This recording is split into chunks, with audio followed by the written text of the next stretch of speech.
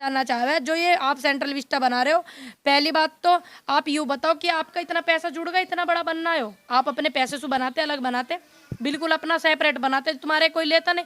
और अभी इस चीज़ के लिए सारी सेफ्टी रही है प्रधानमंत्री आवास में, जितने भी रहे हैं प्रधानमंत्री उस आवास में जो हमारे सरकारी आवास प्रधानमंत्री जी को दिया जावे। अब वे चू नहीं रहे, टपक नहीं रहे, तो तुम्हें कहाँ दिक्कत हो रही है? पैसे को जनता की जान बचाने में लगाओ ना। तो देश की जनता इस बात को ध्यान रखे, पिछली बार कोरोना आया ये राफेल लेकर विदेश घूमने को हवाई जहाजों में, और अब की बार कोरोना आया, जनता परेशान हो रही है, जनता इतनी मरी है, तो अब की बार सेंट्रल विस्टा बना रहे। तो इस बात को ध्यान में रखे जब वोट डालनी है 2022 में भी और 24 में भी। अच्छा, जिस तरह से मौतें हो रही हैं, हॉस्पिटलों में ऑक्सीजन नहीं है, तो क्या लगता है किसकी कमी है? क्या किसकी कमी तू बता भाई, किसकी कमी? सरकार की कमी। सरकार नाकामयाब है। सच को कहने में डरना नहीं चाहिए, घबराना नहीं चाहिए। सबको पता सरकार, अगर हम अब सरकार सत्ता में है मोदी जी की, अगर सरकार होती कांग्रेस की तो ये सवाल हम कांग्रेस से पूछते, ठीक है, हर हालत में पूछते। मेरे गांव में कई ऐसे लोग हैं, जब कांग्रेस ने कुछ गलती करी है तो पूछिए जाके, सी बात नहीं है, पूछी नहीं है कि हम इनके ही पीछे पड़े। तो पीएम जो है वो तो भावुक हो रहे हैं, रो रहे हैं। हाँ, तो मैंने आपको बताया भावुक होने का, मैं कंधार कांड हुआ, कंधार कांड में अटल बिहारी वाजपेयी जी रोए थे भावुक होकर कि मतलब देश की इसमें वो हो रही है सरकार को लेके, जब उन्होंने जहाज और पैसेंजर को छोड़ने के लिए भारत के आतंकवादियों की मांग करी थी छूट की, उस टाइम पे वे रोए थे।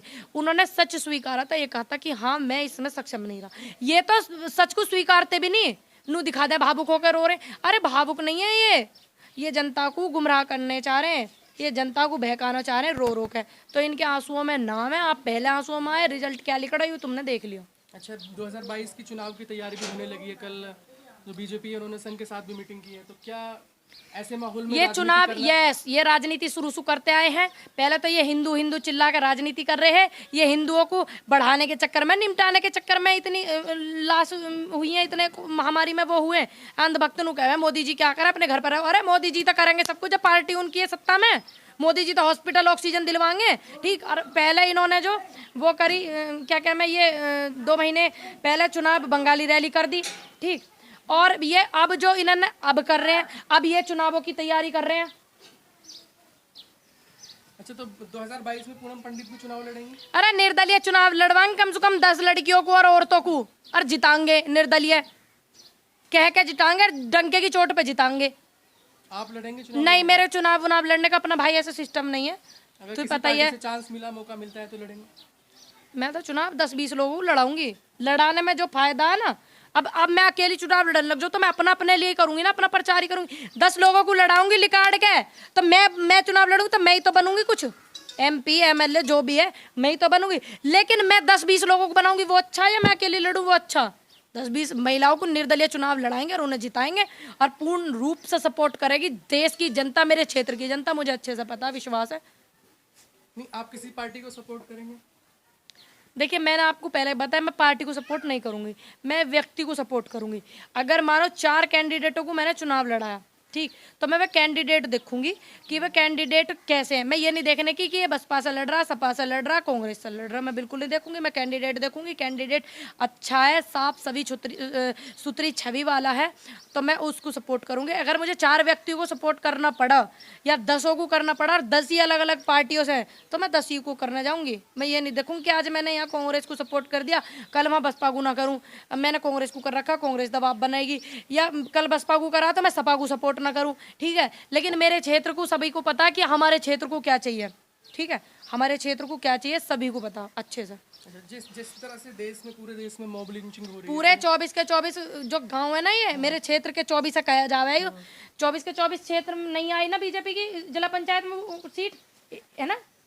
24 के 24 गाँव में, जो क्षेत्र में 24 गाँवों के पूरे 36 में 12 गांव और हैं, 36 है पूरा है 36 गाँव का, पूरे 36 से में ही बीजेपी को बॉयकॉट करो, ठीक है। और पार्टियों की भी आ गई हैं, बसपा की हैं, सपा की पहले नंबर पे, सपा की है ना, पहले नंबर पे सपा है, फिर आम आदमी पार्टी भी है, और बसपा की भी सीट आई है। लेकिन पूरे 36 से ना बॉयकॉट करा बीजेपी को, एक सीट ना आई जिला पंचायत की। तो क्या लग रहा है कि बीजेपी का अंत हो रहा है? बिल्कुल होगा, जब देश की जनता को अंत ये करने को बैठे, हॉस्पिटल ना दिवा रहे, दवाई ना दिवा रहे, इलाज ना करवा रहे, शिक्षा ना सुधरवा रहे, बेरोजगार दुनिया कर दी, ठीक। और देश का अंत ये करने को तैयार बैठे, तो क्या हम बीजेपी का अंत नहीं कर सकते? बिल्कुल बायकॉट करो बीजेपी को। अब तक तो लड़ाई थी विचारधारा की कि कानून रद्द नहीं हो रहे, अब सीधी सीधी बात है कि ये देश की जनता को, देश को ही खत्म करने के चक्कर में बायकॉट करो बीजेपी को, ठीक।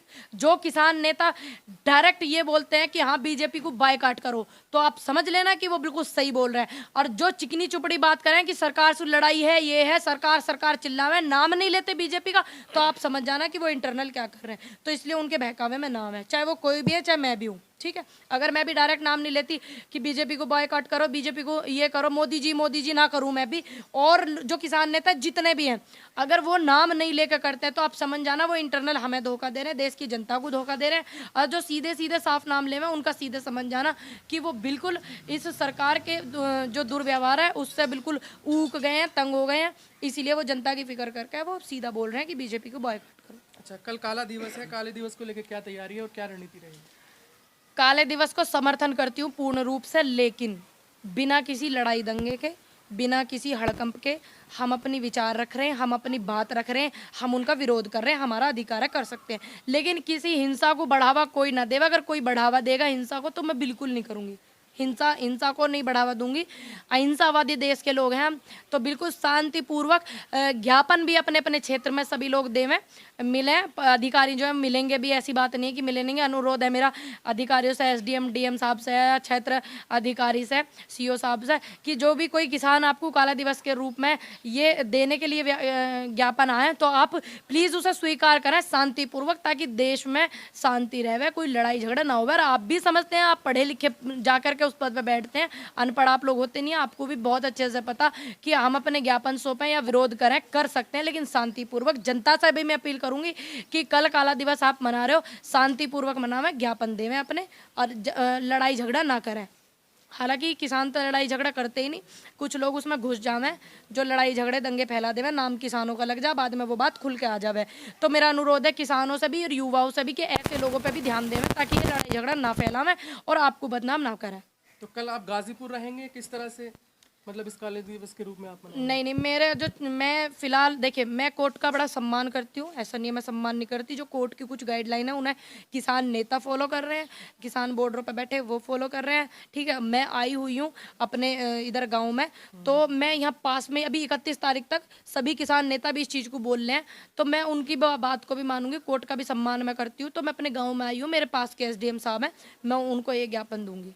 चलिए, शुक्रिया हमसे बात करने के लिए।